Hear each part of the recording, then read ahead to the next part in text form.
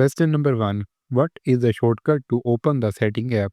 The correct answer is option A, Windows plus I. Question number 2. Which shortcut key open the search bar in Windows? The correct answer is option A, Windows plus S. Question number 3. How do you open a new desktop in Windows? The correct answer is option C, Windows plus Control plus D.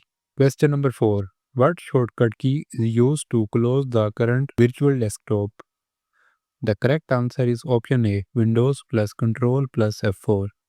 Question number 5. Which key combination selects all items in a window? The correct answer is option A, Control plus A. Question number 6. What is the shortcut for undoing the last action? The correct answer is option B, Control plus Z. Question number 7. How do you redo an action? The correct answer is option B, Control plus Y. Question number 8. What is the shortcut to take a screenshot of the entire screen? The correct answer is option B, Windows plus print screen. Question number 9. What is the shortcut key to show the desktop in Windows? The correct answer is option A, Windows plus D. Question number 10 is, which shortcut key is used to print a document? The correct answer is option A, Control plus P.